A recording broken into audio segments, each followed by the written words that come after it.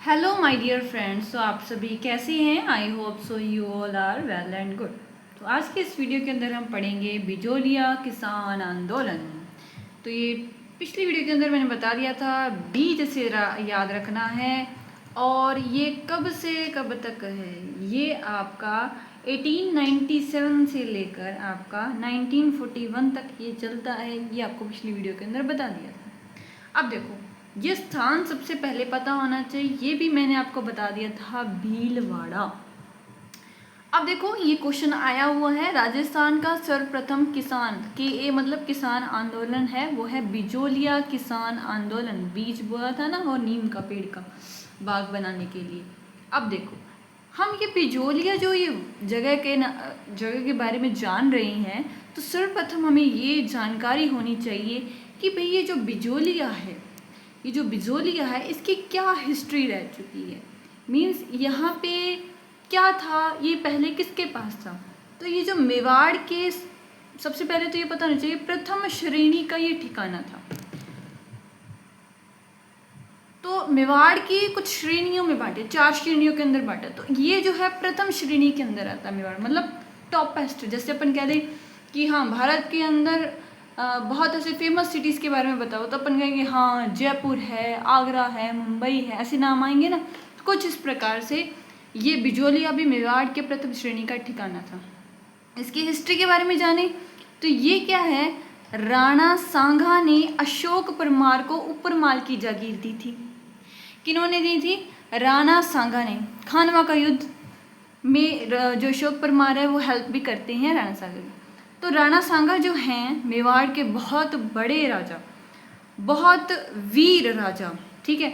उन्होंने अशोक परमार को उपरमाल की जागीर, मैं बात तो हम बिजोलिया की कर रहे हैं, आप उपरमाल को लेकर आ कि हाँ जी, ये जो बिजोलिया है ये एक ठिकाना है, ठीक है।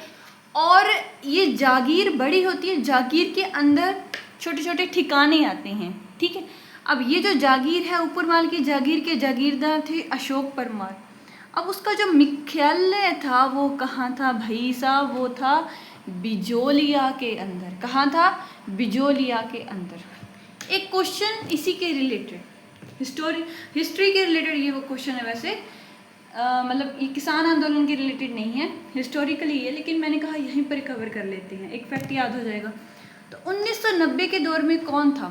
तो हम याद करते हैं कि मेवाड़, मतलब कौन था, मतलब कहाँ कौन था? मेवाड़ के अंदर। तो वो वहाँ पर थे परमार, ठीक है। बिजोलिया के अंदर कौन थे? परमार, क्योंकि अशोक परमार को दिया था और आगे अशोक परमार के वंशज वहाँ पर राजकाज कर रहे थे। एक बात और, आरबीएससी की बुक के अंदर कुछ चीज़ें लिखी हुई हैं। एक तो यही लिखा था कि ये मेवाड़ के प्रथम श्रेणी का ठिकाना है और ये भीलवाड़ा मेवाड़ के अंदर है। एक चीज़ ये लिखी थी कि इसकी भौगोलिक बनावट कुछ ऐसी है कि आपको अगर पलायन करना है एक जगह से दूसरी जगह तो आप इजीली कर सकते हो। इसका क्या लॉजिक है? क्योंकि जब किसान आंदोलन हो रहा था, तो पता है आज भी किसान आंदोलन आप देखते हो, 2020 भी हुआ था काफ़ी बड़ा।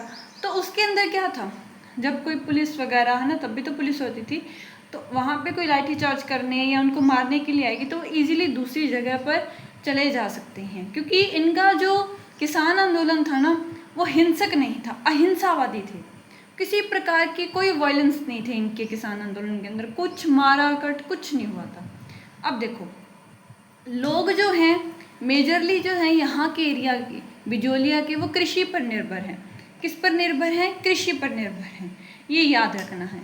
एक तो यहाँ का एरिया बहुत सुगम है, अच्छे से आप इधर उधर जा सकते हो और कृषि पर निर्भरता है इनकी।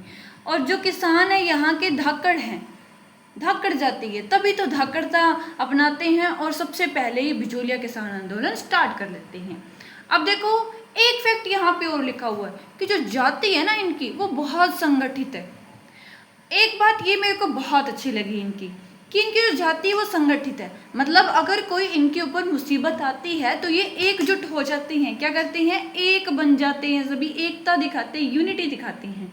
लेकिन अपन लोग यूनिटी नहीं दिखाते हैं। तो ये बात बिजोलिया किसान आंदोलन के धाकड़ जाति के लोगों से सीखनी चाहिए कि ये बहुत संगठित थे और पंचायत व्यवस्था में दृढ़ निष्ठा रखते थे। आज भी पंचायत व्यवस्था है, लेकिन आज हम कानून का इस्तेमाल, कोर्ट वगैरह उसका ज़्यादा इस्तेमाल करते हैं। मैं बुरा नहीं कह रही हूँ कोर्ट को, लेकिन पंचायत व्यवस्था बहुत अच्छी बात है, क्योंकि कोर्ट के अंदर बहुत टाइम लग जाता है, लेकिन पंचायतों के अंदर अच्छी पंचायत और अच्छे पंच बैठे तो हमारा जो भी कोई भी दुविधा है, कोई सॉल्यूशन नहीं हो रहा, तो उसका इजीली और अच्छे से सॉल्यूशन होगा। ठीक है, तो सबसे पहले हमने जाना कि बिजोलिया के अंदर क्या क्या चीज़ें हैं, कि उसकी भौगोलिक बनावट कैसी है, लोग धाकड़ जाति के हैं और जाति के रूप में संगठित हैं, और पंचायत व्यवस्था में दृढ़ विश्वास। अब उससे पहले हमें ये पता होना चाहिए किसान, ये बिजोलिया किसान आंदोलन कैसे स्टार्ट हुआ, नहीं, उससे पहले ये पता होना चाहिए इसके क्या कारण हैं। भाई क्या कारण है? 3-4 कारण तो सब में ही आएंगे। कर वाला यहाँ पर जैसे 84 है, किसी में 56 होगा, किसी में 42 प्रकार के कर होंगे, अलग अलग प्रकार के कर लेते थे, क्योंकि लोगों की निर्भरता कृषि के ऊपर थी। आप ना मुंशी प्रेमचंद जी की एक पढ़ना आप उपन्यास गोदान, उसके अंदर बहुत डीपली दे रखा है भाई। और इनकी टीवी सीरीज पर, यूट्यूब पर मैंने वो देखी थी, बहुत अच्छे से वो दिखा रखा है कि कैसे किसानों से कर ले लेकर उनको खाने का दाना भी नहीं उनको मिलता है। मतलब बहुत अच्छे से वहाँ पर दर्शाया गया है। इतने प्रकार के कर, देखो 84 प्रकार के तो कर हैं, बहुत बहुत मतलब बहुत दयनीय व्यवस्था थी उस टाइम। कृषि करना और किसानों की मतलब बहुत बहुत बहुत ज़्यादा वो निर्धन थे। अब देखो, अधिक भू राजस्व था, भू राजस्व भी अधिक लेते थे। लाटा गुता व्यवस्था थी। लाटा गुता व्यवस्था क्या होती है कि आपके खेत के अंदर फसल खड़ी है, उसी को ही मतलब आकर कि हाँ भाई इतनी फसल होगी, तुम लोग इतनी बोरी हमको दे देना, ऐसे भूसा राजस्व। बेगार, ये बहुत गंदी चीज़ है, आज भी कई लोग बेगार करवाते हैं, मीन्स करवाते हैं भाई। गाँव के अंदर ये चीज़ अभी भी होती है कि आप एक मजदूर से, एक निर्धन से काम करवाओगे, उसके बदले बस रोटी दे दी, ठीक है खा ले रोटी, खा ले बस, ये पानी पी ले, चाय पी ले, उसको उसकी कीमत का पैसा नहीं देना, उससे जो भी मर्जी है वो काम करवाए जाना, कम दाम में, मतलब दाम तो देने नहीं है उनका, बिना उसके उनको पगार दिए उनसे बेगार करवाना, काम करवाना। उसके बाद एक आता है चवरी कर। अब देखो, बिजोलिया का एक सामंत बनता है जिसका नाम था राव कृष्ण सिंह, बड़ा करूर बंदा था यार। इसने 1903 के अंदर क्या किया, 1903 के अंदर क्या किया, इसने एक चवरी कर लगा दिया। चवरी कर क्या होता है भाई? किसान की बेटी अगर शादी करवाते हैं, किसान अपनी बेटी की शादी करवाता है, तो वो सामंत को, राव साहब को क्या देगा? 13 रुपये, कई जगह 5 रुपये भी लिख रखा है। 13 रुपये, 5 रुपये, ये थोड़ा स्टार्ड क्वेश्चन है, 13 और 5 दोनों याद कर लेना।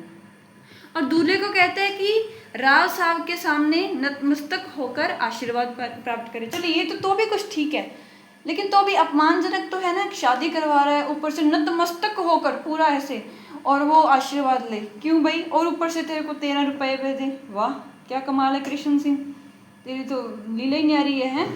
ये कृष्ण सिंह देखो 1903 वाला चवरी कर, 3 है नाम, चवरी, 3 अक्षर का मेरा नाम 1903, याद कर लेना, 3 अक्षर का मेरा नाम 1903। और कृष्ण सिंह के समय चवरी कर लगा था, ये याद कर लेना, क्या कर लेना, कृष्ण सिंह।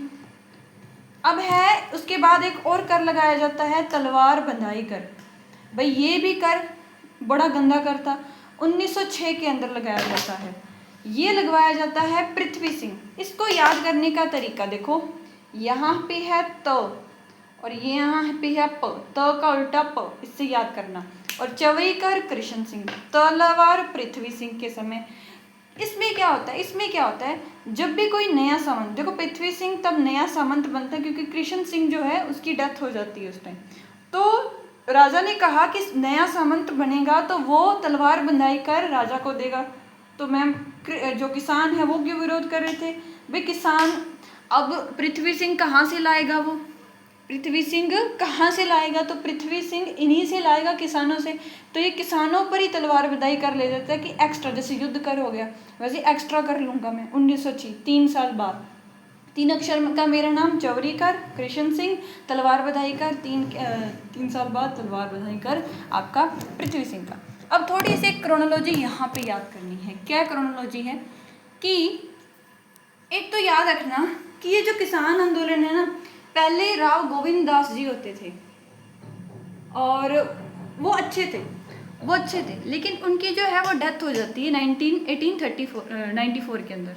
1903 के अंदर कृष्ण सिंह चवरीकर, ये वैसे मतलब वैसे बता दिया, ये वहाँ पर जो आरबीसी की बुक पढ़ते तो ऐसे अलग अलग जगह पर लिखा था, तो मैंने एक जगह लिख दिया कि 1894 राव गोविंद दास की डेथ हो जाती है, 1903 में कृष्ण सिंह चवरीकर लगाते हैं, और 1906 के अंदर पृथ्वी सिंह जो हैं वो तलवार बंधाई कर लगाते हैं, और 1914 के अंदर क्या होता है कि पृथ्वी सिंह की भी डेथ हो जाती है और उनकी जगह केसरी सिंह बन जाते हैं। लेकिन केसरी सिंह बहुत छोटे होते हैं तो शासन वो कर नहीं सकते, 18 वर्ष से जैसे कम जितना भी उस टाइम होगा, तो वो जो शासन है उस जगह का तो वो कौन ले लेता है, कोड ऑफ वार्ड्स में चला जाता है, मीन्स महाराणा के अंडर आ जाता है।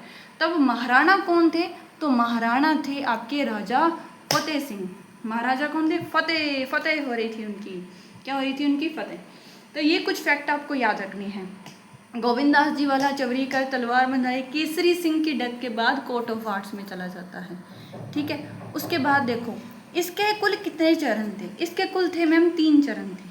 कितने चरण थे, इसके कुल 3 चरण थे। कौन कौन थे, तो सबसे पहले 1897 डेट याद है हमें, और 1941 भी हमें डेट याद है। स्टार्टिंग और एंडिंग याद है, बीच वाली याद करनी है। इसमें देखो बीच में जैसे 15 बीच में आता होता है, ऐसे याद करना। 15 1897 से लेकर 1915 15, फिर 1915 से लेकर 1922 तक 22 तक, फिर 23 से लेकर 41 तक। ये थोड़ा थोड़ा मोटा मोटा याद कर लेना, ये तो ज़्यादा बस 15 तक, 15 से 22, 22 23, 23 से 41। जो पहला जो चरण होता है उसके अंदर स्थानीय नेता होते हैं। कौन से नेता, स्थानीय, मतलब उसी जगह वहीं उसी क्षेत्र के, और बहुत इम्पॉर्टेंट ये वाला होता है, मोस्ट इम्पॉर्टेंट। अब जो दूसरा चरण है ये राष्ट्रीय स्तर की योग्य व अनुभवी व्यक्तियों द्वारा ये किया जाता है। राष्ट्रीय मतलब ये स्थानीय होगा, जो अपने क्षेत्र के अंदर स्थानीय लोग, और ये नेशनल वाइड होगा, ठीक है। और ये बस एंडिंग पार्ट हो गया, यहाँ पर कोई इसका ज़्यादा इतना उल्लेख नहीं है, इसका और इसका काफ़ी उल्लेख है। उसके बाद देखिए ये जो सेकंड वाला है इसमें क्या होता है, राष्ट्रीय मुख्य धारा से ये जुड़ जाता है। क्या होता है, राष्ट्रीय मुख्य धारा में ये जुड़ जाता है। पहला स्थानीय, दूसरा क्या होगा राष्ट्रीय, तीसरा एंडिंग पार्ट हो गया। अब ना जैसे मैं पढ़ाऊंगी, पहला भी चरण पढ़ाऊंगी तो उसके अंदर आपको कुछ नेता याद करने पड़ेंगे, दूसरे के भी याद करने पड़ेंगे, तीसरे के भी। लेकिन मैं चाहती हूँ कि एक के तो नेता अभी याद कर लूँ, नेक्स्ट वीडियो में थोड़ा लोड कम हो जाएगा। अब देखो यहाँ पर 3 नेता हैं, उनके आपको नाम याद करनी है। एक तो है प्रेमचंद भील, एक है फतेहकरण चारण और एक है ब्रह्मदेव। देखो मैंने अभी बताया कि जो ये स्टार्टिंग होती है, और यहाँ नहीं, स्टार्टिंग से पहले मैंने क्या बताया कि यहाँ पर क्या है, धाकड़ जाति के लोग हैं, उन धाकड़ जाति के लोगों द्वारा ही किया जाता है, धाकड़ जाति के लोगों द्वारा ही किया जाता है। अब वो वैसे उनके अंदर प्रेम था, है ना, प्रेम था, तभी तो हम कहते हैं कि वो संगठित थे। क्या थे वो, संगठित थे। और याद करना उनका राजा कौन था, फतेह था। प्रेम था इसलिए संगठित थे, और राजा उनका था फतेह, ठीक है। प्रेम इसलिए था का वो ब्रह्म का नाम लेते थे, ब्रह्मा का नाम लेते थे। क्या करते थे, ब्रह्मा का नाम लेते थे, ठीक है। धाकड़ जाति के लोग बहुत प्रेम पूर्वक रहते थे, इसलिए वो संगठित थे। उनके राजा फतेह सिंह थे। प्रेम क्यों कर पाते थे, क्योंकि वो ब्रह्म का नाम लेते थे, ब्रह्मा का नाम लेते थे। किसी के साथ हमने दुश्मनी नहीं करनी, हमने प्रेम से रहना है। हमने क्या करना है, प्रेम से रहना है, प्रेम से रहना है। अब देखो कैसे याद हो गया, अब देखो याद हो गया आप लोगों को, इजीली याद हो गया भाई साहब। कैसे याद हुआ, धाकड़ जाति के लोग प्रेम से रहते थे और संगठित रहते थे। धाकड़ जाति के लोग प्रेम से रहते थे, संगठित रहते थे, इसलिए ब्रह्मदेव, फतेहकरण चारण और प्रेमचंद भील, प्रेमचंद भील, देखो प्रेमचंद भील, फतेहकरण चारण और ब्रह्मदेव, ऐसे याद कर लेना कि वो कैसे रहते थे, संगठित रहते थे। क्यों रहते थे, क्योंकि वो प्रेम करते थे। प्रेम का रीज़न उनके पीछे था कि वो ब्रह्मा का नाम लेते थे, और ब्रह्मा को कहते थे फतेह हो तुम्हारी, ब्रह्मा तुम्हारी फतेह हो, हमेशा जीत हो, ठीक है। फतेह फतेह करते थे। और भील वैसे फतेह फतेह करते होते हैं ना, जनजातियाँ पढ़ेंगे तब भी पढ़ेंगे। चलो भाई यहाँ तक हो गया। नेक्स्ट वीडियो के अंदर प्रथम चरण, सेकंड चरण, तो तीसरा चरण सब पढ़ेंगे, क्या क्या फैक्ट्स आएंगे। तो थैंक यू जी, मिलते हैं नेक्स्ट वीडियो के अंदर, तब तक के लिए रब रखा।